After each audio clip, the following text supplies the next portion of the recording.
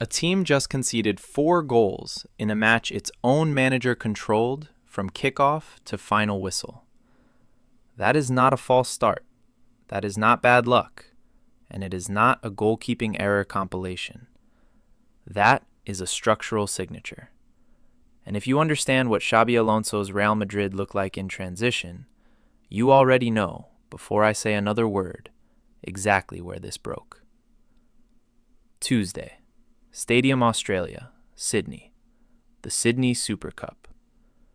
This was Xabi Alonso's first competitive minutes in a Chelsea shirt, and on paper, he selected the most conservative shape available to him, a 4-2-3-1, with Josh Achimpong, Liam Delap, and Tosin providing experience to a team full of academy graduates.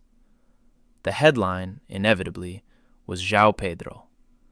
Brought on after the hour mark, he scored a 9-minute hat-trick late in the match to seal a 6-4 win. That hat-trick is noise. It is the kind of finishing detail that dominates a highlights reel and tells you almost nothing about the manager's project. The signal, the actual analytical content of this match, is everything that happened before Joao Pedro touched the ball. So let's rewind further than the scoreline. Let's rewind the system itself. A double pivot 4-2-3-1, run through Alonso's coaching lineage, Leverkusen, then Real Madrid, exists to do one specific job: govern the rest defense.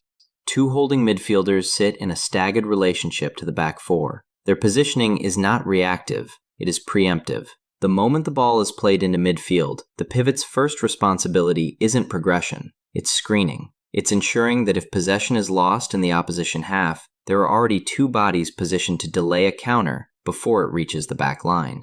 This is what allows the fullbacks to advance. Under this system, a fullback's forward run is licensed, not spontaneous. It happens only once the pivot has secured central access and the rest defense triangle behind it is intact. Remove that precondition, and you don't just lose defensive solidity. You lose the entire logic that permits the attacking structure to exist in the first place. That's the theory. That's how this system is engineered to function when the personnel understand the choreography.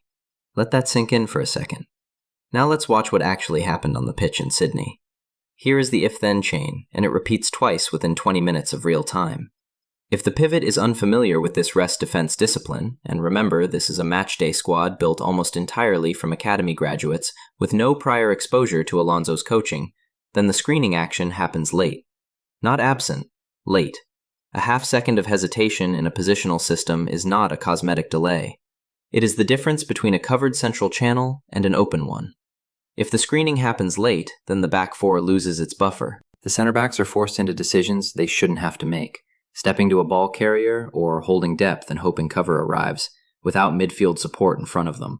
And if the back 4 is exposed in that channel, then you get precisely what we saw. The Wanderers' Anthony Panizopoulos nodding home from a corner, with Chelsea guilty of poor defending, followed by Aidan Hammond scoring after Chelsea were sliced open again at the back. 2 goals. 2 different Wanderers scorers. Same central wound, opened twice. That is not misfortune. Misfortune is random. It scatters across different zones of the pitch. This didn't scatter. It repeated. And a repeating failure point in the same structural location against a modest A-League opponent tells you the system is not yet internalized. It tells you the players executing it are still translating instructions rather than reading the game through them. This is the cost of installing a positional system with a squad that hasn't yet learned its spacing rules. Every elite manager pays this tax in preseason. The question worth asking is never whether the tax gets paid, it's how quickly the bill stops coming due. Watch what Alonso does at the 60-minute mark. 9 changes delivered almost simultaneously, Cole Palmer and Joao Pedro among them, entering a shape that had, up to that point, leaked structure on demand. The system didn't correct itself. Alonso replaced the operators running it. That is the uncomfortable truth at the center of this match, and it is worth stating plainly rather than dressing it up in the language of a comeback story. A 6-4 scoreline is not evidence of an attacking manager unlocking goals. It is evidence of a defensive structure that only stabilized once its personnel changed, not once its principles were better executed. Preseason results are, for this reason, almost entirely irrelevant. Preseason patterns are the only currency that matters. And the pattern here is unambiguous. a double pivot system that requires positional literacy Chelsea's academy contingent does not yet possess, papered over by the individual quality of Joao Pedro once he was introduced. That papering over will not be available against Premier League opposition every week. Saturday brings the real test. Tottenham Hotspur, same venue, considerably closer to a first-choice 11 on both sides. That fixture will not forgive a late screening pivot the way an A-League side did. If the same central gap reappears against a Premier League caliber front line, we'll know this isn't a personnel problem that resolves itself once the World Cup contingent returns. It's a coaching problem, one that requires weeks, not substitutions, to fix. That's the story worth watching. If you want the frame-by-frame breakdown of whether that central gap survives contact with a genuine Premier League attack, subscribe, because the Tottenham fixture, not this scoreline, is where we find out what Alonso's Chelsea actually is.